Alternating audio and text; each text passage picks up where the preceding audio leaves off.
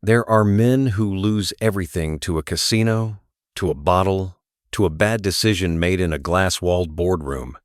And then there are men like Rod McDaniel, who lost nearly $1 million not to greed, not to recklessness, but to something far more dangerous than either. The absolute certainty that, at 61 years old, he had finally found someone who loved him for exactly who he was. This story came to this channel as a message. Rod asked that his real name be used. He said, and these were his exact words, that anonymity would be one final thing she took from him, and he was not willing to give her that. What you are about to hear began on a rooftop in El Poblado on a warm Thursday evening, with a glass of aguardiente and a woman with dark hair and an unhurried smile. It ended 24 months later on the floor of Jose Maria Cordova International Airport with a single backpack, $43 on a prepaid card, and a humanitarian flight that Rod wasn't entirely certain was confirmed. Between those two moments, nearly $1 million disappeared. And the worst part, the part that still keeps Rod awake in the spare room of his brother's house in Nevada, is that for a long time he thought every single dollar of it was the best money he had ever spent. If you've been enjoying the stories I tell, please consider hitting the subscribe button. Your support is crucial for the growth of this channel and helps me dedicate time to making these videos despite my commitment to a full-time job. Thank you for being here. My name is Rod McDaniel. I'm 63 years old. I spent 34 years building a civil engineering consultancy from a 2-desk office in Scottsdale, Arizona, into a firm with 11 full-time staff and contracts across 4 states. I sold it in the spring, took the proceeds, added my pension lump sum and what was left in savings, and walked away with $1 million in liquid assets. $1 million. I remember sitting in my accountant's office while he walked me through the final numbers and thinking for the first and perhaps only time in my adult life that I had actually done it, that all of it had been worth something. I drove home to an empty house. My second divorce had been finalized 14 months earlier. No children from either marriage, something I had told myself for decades was a choice, and had only recently begun to admit was simply what happened when a man spent the best hours of every day in an office. My brother Clifton lived in Henderson, Nevada, and we spoke maybe 4 times a year. I had colleagues I respected and clients who trusted me. But when I tried to think of someone I could call that evening not to share news, just to talk, I came up empty. I ordered a pizza. I watched the news. I went to bed at 9:15. That was the life I was retiring from. Not a bad life, not a life I was ashamed of, but a life that had been built almost entirely outward, all structure and achievement and forward momentum, with nothing much waiting at the center when you finally stopped moving. I had read 3 books about expat life in Colombia. I had watched dozens of YouTube videos about Medellin, the transformation, the food, the weather, the cost of living, the community of foreign retirees who had traded their suburban routines for something that at least had color in it. I told myself it was adventure. I told myself I had earned it. I booked a one-way ticket and paid 3 months in advance on an Airbnb in El Poblado, the upscale neighborhood everyone recommended for first arrivals. I told Clifton I was going to Colombia. He said, "For how long?" I said, "I'm not sure yet." There was a pause on the line. Then he said, "All right, Rod, just be careful." I landed in Medellin on a Tuesday afternoon in early spring, and the heat hit me the moment I stepped through the terminal doors. Not the dry, scorching heat of Arizona, but something denser, greener, alive, with noise and exhaust, and the smell of cut flowers being sold from carts near the taxi rank. A driver held a sign with my name. The city rose around us as we drove in, stacked up the hillsides in layers of terracotta and green, the cable cars threading between neighborhoods like something from a city that had decided to solve its own impossibility rather than surrender to it. I pressed my face to the window, like a man who had not seen anything new in a very long time. My apartment was on the 14th floor of a building on a tree-lined street in El Poblado. The living room had floor-to-ceiling windows that looked across the valley toward the Cordillera. I stood at those windows for a long time that first evening, a glass of local red wine in my hand, watching the city light up below me, and I felt something I had not felt in years. I felt like something was about to happen. I was right. I just did not understand what it was going to cost. By my third week in Medellin, I'd found a routine. Breakfast at a small cafe 2 blocks from my building where the owner spoke no English and I spoke almost no Spanish, and we managed perfectly well. Long morning walks through the Laurelese neighborhood across the river, where the streets were quieter and the bakeries opened early, and old men played chess in the small park near the church. Afternoons at a co-working space where I had begun, half seriously, to draft a memoir no one would ever read. Evenings exploring restaurants or nursing a drink at one of the rooftop bars that El Poblado was famous for. It was at one of those rooftop bars on a Thursday evening in my third week that I first saw Valentina Rios Castaño. She was sitting with a female friend at a high table near the railing, the city glittering behind her. She was not performing. That was the first thing I noticed in a place full of people angled toward being seen. She seemed genuinely absorbed in her conversation, laughing at something her friend had said, gesturing with her wineglass without looking to see who was watching. She had long dark hair, warm brown eyes, and a quality I can only describe as deliberate elegance, the kind that doesn't announce itself. I spent 40 minutes building up the nerve to approach her. I want to say that clearly, because it matters. She did not approach me. She did not catch my eye and hold it. She did not engineer the moment. She simply existed across the bar, and I, a 61-year-old retired engineer from Arizona who had not asked a woman for her number in over a decade, eventually walked over and introduced myself. She smiled, shook my hand, and said her name was Valentina. Her English was functional and charming, with a careful precision that made me think she chose each word deliberately. She asked what had brought me to Medellin. I told her. She asked about engineering, what kind, what projects, and she listened to the answers with the quality of attention that most people reserve for subjects they care about deeply. When the bar began to empty and her friend stood to leave, I asked if I could have her number.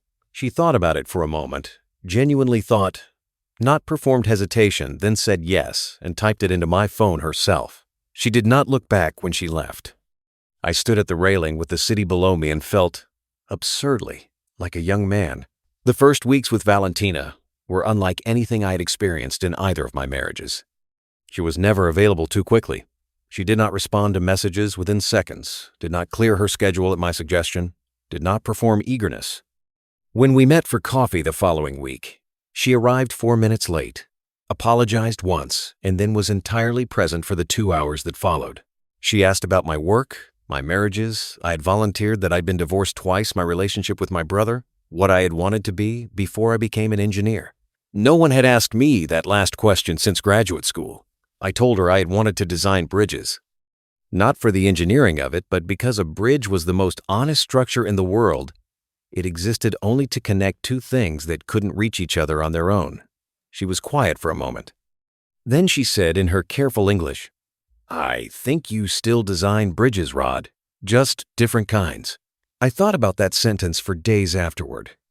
She mentioned her daughter early, a 6-year-old, named Isabella, living with Valentina's mother in Itagüí, the working-class municipality south of the city where Valentina had grown up. She mentioned it simply, directly, in a way that felt like a test of my reaction. I asked about the daughter's father. Valentina said only that he had not been willing to stay and moved on without drama or self-pity. I found that composure more attractive than any performance of vulnerability could have been. She insisted on paying her share of small bills, coffee, a snack, a round of drinks. Insisted, not performed. I mentioned this to Marcus Webb, a 57-year-old British expat I had met through a neighborhood WhatsApp group who ran a small language school 3 streets from my apartment. Marcus had been in Medellin for 6 years. He had seen things. "She's paying her way?" he said, eyebrows raised. "Every time," I said.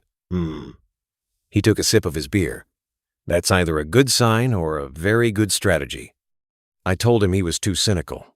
He said, "Probably." We left it there. Month 4 arrived the way significant things often do quietly, through a side door. Valentina mentioned during dinner one evening that she was having a problem with her rental apartment, a dispute with the landlord, something about a lease renewal. She wasn't dramatic about it. She brought it up the way you mention a bureaucratic irritation briefly, then moved past it to ask me about a documentary I'd told her I was watching. I was the one who brought it back up. I asked what the problem was exactly, she explained. I asked how much it would cost to resolve. She said she wasn't asking for help. I said I knew she wasn't. I asked again. She accepted 2 months' rent with visible reluctance. The amount was the equivalent of roughly $2,800.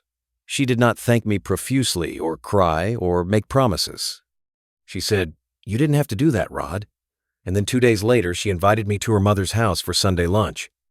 Doña Marlene Castaño was 58 years old, small and rounded and warm in the way that certain women who have survived difficult lives become not hard, but settled, certain of what matters. She embraced me at the door as though she had been expecting me for months. The lunch was a jaco, a thick chicken and potato soup that is one of Colombia's great acts of comfort, and Doña Marlene kept ladling more into my bowl before I could finish what I had. She spoke no English. Valentina translated. But loosely I understood from the rhythm of things that Doña Marlene was saying considerably more than Valentina relayed. What I did catch, that Valentina had not brought many men home, that she could see Rod was a serious person, that Itagüí didn't have many serious people, and it was good to know they still existed somewhere. I drove back to El Poblado in the gathering dark, the city spreading in amber and white across the valley below the highway, and I cried. Happy tears, I told myself. The first happy tears in longer than I could remember. I was not lonely in that car. I was not lonely at all. I did not stop to ask myself why that feeling had arrived on the same weekend I had given Valentina money for the first time. I should have. By month 5, I had left my Airbnb and moved into a furnished apartment that Valentina had helped me find a handsome 2-bedroom on a quiet street in Laureles, closer to her mother's neighborhood, at a monthly rent of $3,200. It felt reasonable for the size and the location. It was, in fact, substantially above market rate for the area, something I would not discover until much later, when a lawyer explained to me that the property was owned by a contact of Valentina's brother Rodrigo, and that a portion of what I paid each month was being recycled back into the network through a separate arrangement I had no knowledge of. But in month 5, I knew none of this. In month 5, I had a home. Valentina had a key. Her daughter, Isabella, had visited twice and called me Señor Rod, and on the 3rd visit, reached up and held my hand while we walked to an ice cream shop on the corner, and I understood in that moment that I was not managing a retirement. I was building a life. Valentina was careful about the future. When I talked about it, and I talked about it with increasing frequency, as the month settled into genuine rhythm, she listened. She nodded. She said things like, "I want that too," and "I'm just afraid to believe it yet." She never overclaimed. She never said, "when we are married," or "when you are still here in 5 years." The restraint felt like emotional honesty. It felt like a woman protecting herself from being hurt. It made me want to prove to her that she could believe it. I bought Isabella a bicycle for her birthday, red, with white streamers on the handles. Valentina sent me a photograph of the child's face the morning she saw it, pure, unguarded delight, the expression children have before they learn to moderate their joy. I kept that photograph as my phone wallpaper for months. I kept it long after everything fell apart. Rodrigo Rios Castaño was 34, broad-shouldered, and cautious with me in the specific way that older brothers are cautious with the foreign men their sisters bring home. He shook my hand firmly. He asked careful questions about my background, my finances, in the vague sense, my intentions toward Valentina. He did not smile until the end of the evening, and when he finally did, it felt earned. I liked him. I trusted him the way you trust someone who makes you work for their approval. This was, I understand now, entirely by design. It was Rodrigo who, in month 8, suggested dinner with a contact of his, a property developer he described as someone worth knowing for a man in my position. A Swiss Colombian, he said. Serious, well-connected, working on some interesting projects outside the city. We met at a restaurant in Envigado, a different municipality, slightly removed from the El Poblado scene, and the man who arrived was called Daniel. He was perhaps 50, silver-haired, with the contained energy of someone accustomed to negotiating in several languages. He spoke English with a light accent that blended Swiss precision with Colombian warmth in a way that felt entirely natural. He ordered wine with the ease of a man who did it often, and ordered it well. He told me about a boutique residential development near Guatapé, the lake town 2 hours east of Medellin, famous for its painted buildings and the great granite monolith that rose from the surrounding hills, like something the earth had pushed up deliberately. The project was positioned for foreign retirees and digital nomads. 24 units, a shared pool, a rooftop terrace, panoramic water views. He had architectural plans in a leather folder, permits printed on official-looking paper with stamps I didn't think to verify, projected returns expressed in conservative but compelling numbers. I asked technical questions. I had spent 34 years on construction projects. I knew what questions to ask about soil surveys and drainage and structural load calculations and municipal approval timelines. Daniel had answers for every one of them. Detailed, specific, professionally calibrated answers. I asked if I could see the site. He said of course he would arrange it in the coming weeks, once a current survey was completed. This seemed reasonable. Surveys took time. I knew this. I went home that night and researched Guatapé property values. The numbers Daniel had presented were aggressive, but not impossible. I ran projections on a spreadsheet, the way I had run projections on every project of my career. It looked sound. I called Clifton in Henderson. "I'm thinking about making an investment," I said. "What kind?" "Real estate. A development project near a lake town outside Medellin." A pause. "Rod, you just got there. I've been here 8 months. Do you know these people?" "I know Rodrigo. His sister we're seeing each other. He's been straight with me." Another pause. Longer. "What's the amount?" I told him. $250,000. The silence that followed was the kind that has words inside it that don't come out. "Clifton, I'm not going to tell you what to do," he said. "You're 61 years old, and it's your money. I hope you know what you're doing." I told him I did. I transferred $250,000 to the investment account Daniel provided within 6 weeks of that dinner. I received a formal-looking investment certificate by email and a handshake from Daniel at a follow-up meeting in his office in El Poblado, a space on the 4th floor of a professional building, with a reception desk and a scale model of the Guatapé development displayed on a table near the window, which I studied for a long time, running my engineer's eye over the proportions and thinking that it looked exactly right. It was a rental. The scale model had been made for this purpose. The office had been rented for precisely the period required to close investors like me. I did not know any of this. I went home, poured a glass of wine, stood at my Laurela's windows in the early dark, and felt like a man who was building something again. Months 9 through 11 moved with the momentum of a life that has found its current. Daniel presented 2 further investment opportunities: an urban renovation project in Medellin's Aranjuez neighborhood, and a fractional ownership stake in a boutique hotel being developed near Santa Marta on the Caribbean coast. I reviewed the documents for both with the same careful attention I had given the Guatapé project, asked my questions, received my answers, and invested an additional $300,000 across the 2. I had now placed $550,000 into projects I had never physically visited with a man whose last name I did not know, on the recommendation of the brother of the woman I was in love with. When I write it like that, it sounds insane. Inside it, it felt like prudent portfolio diversification by a man with the experience to assess risk. Valentina expressed mild concern at one point, sitting across from me at the kitchen table, her coffee cup in both hands, saying, "I don't want you to ever feel pressured by Rodrigo's introductions, mi amor. These decisions should be yours."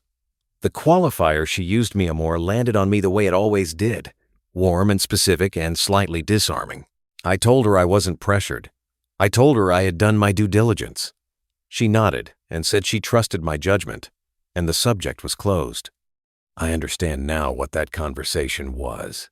A careful distancing, a positioning of herself outside the financial operation so that when the collapse came, she would be the concerned girlfriend, not the architect. At the time, it felt like the kind of thing a woman says when she genuinely loves you and wants to make sure you're protecting yourself. I had roughly $400,000 remaining in liquid assets. I was, by every measure I applied to my own life, happy. Marcus Webb took me for a beer in month 12. He had been increasingly quiet over the preceding months, not absent, but careful. He had a way of choosing his moments. "How are things with Valentina?" he asked. "Good," I said. "Really good. Better than I expected when I moved here, honestly." He turned his glass on the table. "And the investments?" I had told him, in general terms, not the amounts. "Progressing," I said. "Rod." He looked at me directly. "I want to say something, and I want you to hear it as coming from someone who has been here 6 years and has seen a number of things. Say it. The combination of a romantic relationship and investment introductions through her family, I don't like it. I'm not saying Valentina is anything other than what she appears to be. I'm saying the structure of it worries me." I felt the familiar defensive tightening in my chest. "I've done due diligence on the investments, Marcus. I know what I'm looking at." "I know you do. You're not an idiot. Neither were 2 other men I've watched go through versions of this." I put my glass down. "What are you saying exactly?" "I'm saying be careful. I'm saying verify independently. Not through Rodrigo. Not through anyone connected to Valentina. From the outside." I told him I appreciated it. I told him I'd look into it. I changed the subject to the language school, which was going through a difficult patch with enrollment, and I bought the next round, and we talked about other things until the evening was easy again. I did not look into it. I told myself Marcus was projecting past experiences onto a present situation he didn't fully understand. I told myself he was a cautious man by nature, and caution had its limits. This is the part I find hardest to explain to people. Not the money, not even Valentina. The part where someone who cared about me told me the truth, clearly and with evidence from his own experience, and I chose not to hear it. I was not stupid. I was not naive in the way people mean when they say the word easily, as though foolishness is simple and straightforward. I was a 61-year-old man who had built a career on assessment and precision, and I had decided somewhere below the level of conscious thought that being right about Valentina mattered more to me than being safe. That decision cost me everything that followed. Month 14 began with silences. Small ones, at first messages that took longer to be answered. Evenings, when Valentina seemed present in body, but distant in the particular way that people are when they are managing something they haven't told you about yet. I asked twice if she was all right. She said yes, tired, a difficult client project. I believed her. Then the construction updates from Daniel stopped arriving. I had been receiving monthly progress reports by email photographs of site preparation, materials orders, regulatory correspondence. In month 14, the report did not arrive. I emailed Daniel. No response for 5 days. I called the number I had for him. It rang twice and went to voicemail. I told Valentina. She frowned, said she would ask Rodrigo. 2 days later, she relayed that Rodrigo had spoken to Daniel, and there was a regulatory delay, a municipal permit review common. Apparently, with projects of this scale, it would resolve within 4 to 6 weeks. I should not worry. I worried. 2 weeks after that conversation, Valentina told me over dinner carefully, gently. In the way she delivered things, she knew I wouldn't want to hear that she had been offered a significant design contract in Bogota, a firm that had seen her portfolio. 3 months of work, good money, an important step for her career. She would need to go. I asked when. She said, within 10 days. Something shifted in my chest. Not alarm, exactly more like the feeling when a structure you've been trusting begins to show a hairline crack, and you tell yourself it's superficial, while some trained part of your mind is already calculating load distribution. She said her mother would need some financial support while she was in Bogota Doña Marlene's medication, the household bills, some back rent on the Itagüí house. And there would be setup costs in Bogota, a sublet deposit, work equipment. She was asking, she said. Directly. She had never asked directly before. The amount was $30,000. Looking back, I can identify the moment. The way she sat across the table from me, composed, apologetic, meeting my eyes with the particular steadiness of someone who has thought carefully about how to hold a difficult conversation. The way it felt like intimacy, like trust, like the kind of ask that only happens between people who are genuinely building something together. That was the moment. The first direct financial request, 14 months in, positioned as vulnerability, as need, as an act of closeness rather than extraction. I transferred $30,000. She left 10 days later. Her WhatsApp showed 2 blue ticks, message received, message read for 3 days, then 1 blue tick, then nothing. I called Daniel's office on a Wednesday morning and was told by a voice I didn't recognize that the investment accounts were under regulatory review, a temporary freeze, standard procedure. To unlock the accounts and prevent permanent forfeiture, a liquidity injection was required in compliance, the voice said carefully, with the terms of the investment agreement, Section 4, Paragraph C. I pulled up the investment agreement. There was a Section 4. There was a Paragraph C. It addressed exactly this scenario in language that was technically coherent and practically devastating. The amount required to unlock the accounts, $120,000. I want to describe what it felt like to sit at my kitchen table in Laurelus, looking at a document I had read carefully before signing, and understand that the paragraph designed to trap me had been there the entire time. That I had read it. That my engineer's mind had processed it, and filed it, and trusted it. I transferred $120,000. Nothing was released. No confirmation email arrived. The next time I called Daniel's number, it rang 6 times and disconnected. I went to the office in El Poblado 3 days later. The building was there. The 4th floor was there. The door to the office was there. But the reception desk was gone. The scale model was gone. And through the glass I could see empty floor and the marks on the wall where shelving had been removed. I stood in that hallway for a long time. Then I went downstairs, sat on a bench across the street, and called a lawyer whose number I had been given by a man at an expat Facebook group, a man who turned out, in due course, to be connected to the same network I was trying to escape from, though his legal advice was convincingly genuine for long enough to cost me an additional consultation fee and send me toward rather than away from the people who had robbed me. The actual lawyer, a second one, found through the U.S. consulate, told me within a week what I had already begun to understand in my stomach. The company did not exist. The permits had not been issued. The Guadalupe development had no legal presence in any municipal record system in Antioquia. The hotel near Santa Marta existed as a building, but the ownership structure Daniel had represented was entirely fabricated. $550,000. Gone entirely. I sat in the consulate waiting room and did the arithmetic I had been avoiding. Total transferred to Valentina, direct, $30,000. Rent overpayments recycled to the network across 12 months, roughly $38,000. Investment losses, $550,000. Secondary fraud, the fake lawyer. Expenses incurred pursuing false leads. The private security contact recommended through the expat group who turned out to be another associate and who charged me $18,000 for nothing. Another estimated $30,000.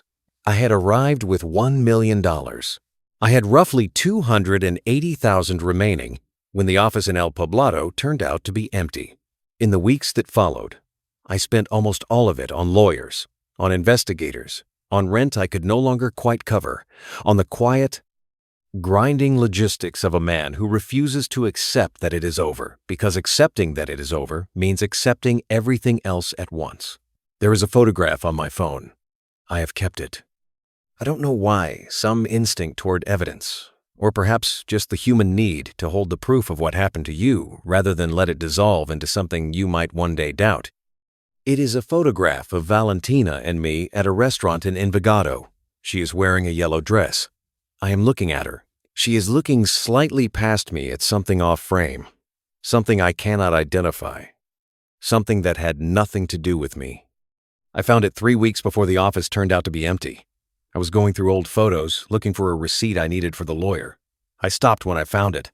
I sat with it for a long time. That is the moment I understood. Not knew I had begun to know weeks before, in the fractured sleep and the unanswered messages and the regulatory delays that had no resolution. But understood. There is a difference. She had been looking past me from the beginning. Every dinner, every conversation, every Sunday afternoon with her mother and her daughter.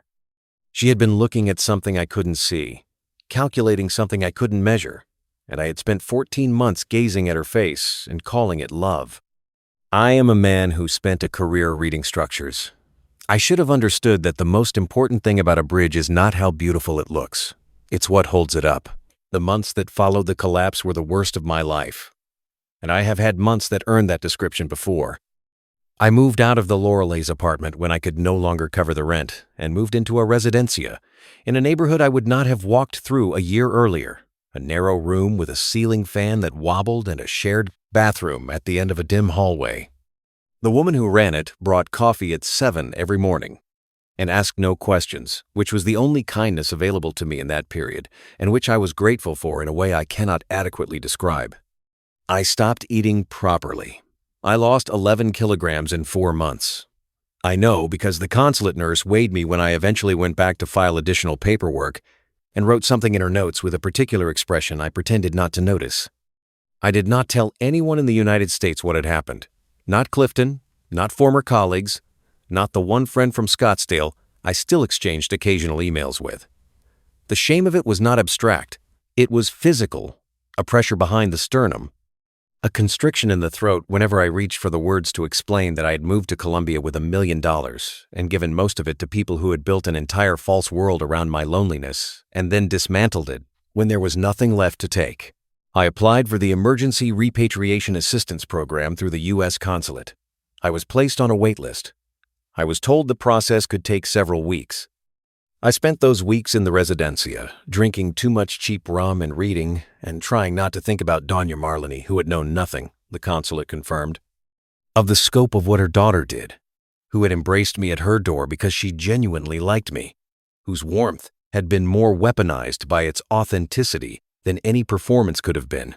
I thought about her often. I still do. Marcus found me at Jose Maria Cordova International Airport on a Thursday morning. I don't know entirely how he knew I was there. I had not told him I was leaving. Perhaps someone at the residencia mentioned it, or perhaps Marcus simply knew, the way people who have watched disasters unfold sometimes develop an instinct for the final movement of things. I was sitting on the floor near the Avianca check-in desks with my single backpack, everything I owned that was worth carrying, which amounted to a change of clothes, my documents, and the phone with 4% battery waiting for confirmation that a humanitarian flight I had been provisionally booked on was still operational. I had $43 on a prepaid card. I had not showered in 4 days.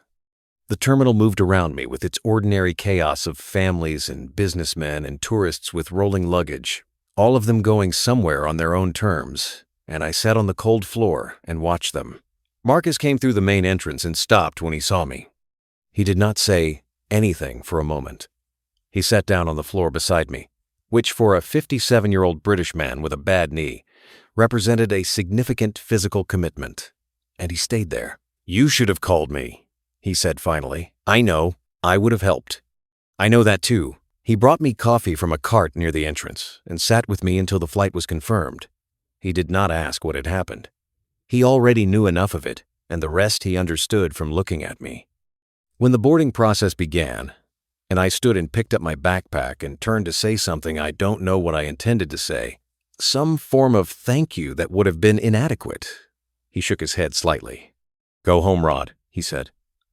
"And don't come back until you're ready to see it as it actually is." I did not reply. I walked through the gate. Clifton met me at the airport in Las Vegas. He had driven from Henderson without my asking. I had called from Miami during my layover, the first call I had made to family in months, and said only that I was coming home. He must have heard something in my voice that told him the rest. He did not say "I told you so." He is not that kind of man. He helped me carry my single bag to his car, and he drove, and I watched the Nevada desert spread out around the highway, and I said nothing for a long time. Eventually he said, "You're going to stay with us until you're back on your feet." "I don't know how long that will be. That's all right." I moved into the spare room of his house in Henderson. I found work at a hardware store 3 weeks later, a strange, quiet echo of the trade I had spent a career engineering beyond. The bolts and pipes and load-bearing calculations, reduced now to helping weekend renovators find the right drill bit. I did not mind it as much as I expected to. There is something honest about useful work with your hands. There is something that does not ask you to be more than what you are on a given day. I gave one interview anonymously to an expat safety blog run by a woman in Bogota who spent her spare time documenting romance fraud cases in Colombia. She'd been doing it for 4 years. She had files on more than 200 cases. She told me that the operation I had been run through was not unusual, that the combination of romantic relationship and investment fraud through family intermediaries was one of the most sophisticated and destructive forms of the scheme, because it layered genuine emotional attachment beneath the financial extraction in a way that made victims both reluctant to report and psychologically unprepared for the collapse. She asked what I wanted to say, if anything, to men who might be in the situation I had been in a year earlier. I thought about it for a long time before I answered. I said, I didn't lose $1 million in Colombia. I lost it in Arizona, the day I decided I deserved something beautiful without understanding what I was willing to do to keep it. She printed it exactly as I said it. Valentina Rios Castaño was not arrested. A tip from my lawyer prompted a brief inquiry by Colombian authorities. Rodrigo was questioned and released within 48 hours. Daniel was never identified. The investment accounts, the company, the permits, all of it had been dissolved cleanly. The way operations run by experienced people are dissolved when they are designed from the beginning to disappear. Doña Marlene sent me a WhatsApp voice message 8 months after I returned to Henderson.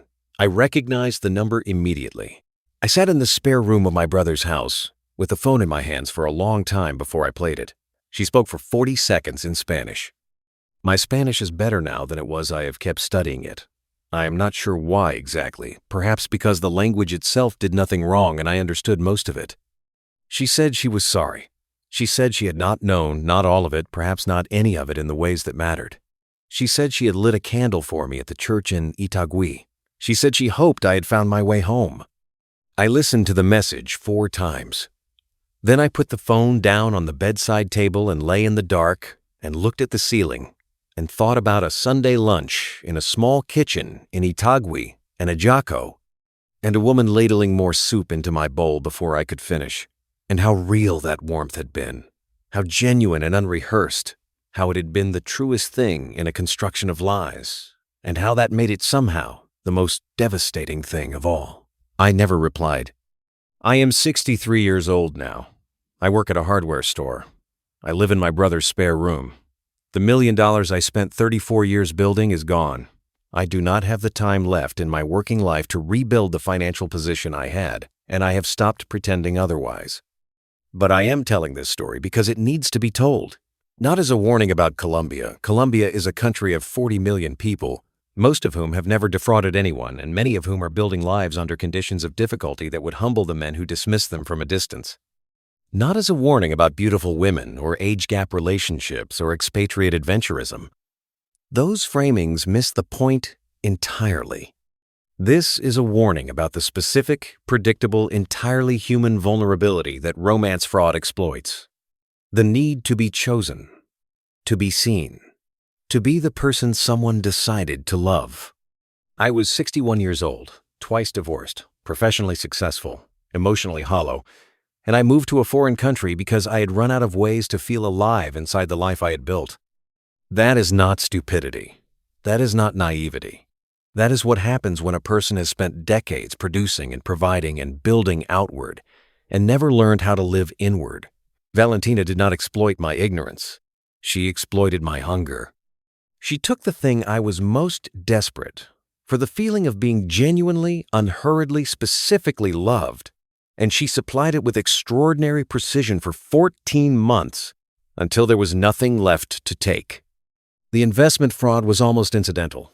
The real operation was the apartment key on her keychain, the daughter reaching up for my hand. Doña Marlene's a jaco. The feeling, on a rooftop in El Poblado on a warm Thursday evening, of being a man to whom something was about to happen. If you are watching this and you have moved somewhere new to start over, or if you are thinking about it, please hear this. Starting over is not wrong. Wanting love is not wrong. Feeling lonely is not a character flaw. and it is not a reason to distrust every connection you make. But go slowly. Verify independently. When someone you trust raises a concern, hear it not because they are necessarily right, but because the willingness to hear it is the thing that keeps you from crossing into territory you cannot return from easily. And if someone in your life is introducing you to investment opportunities through a romantic partner's family, stop. Just stop. Walk away from that dinner. Lose the business card.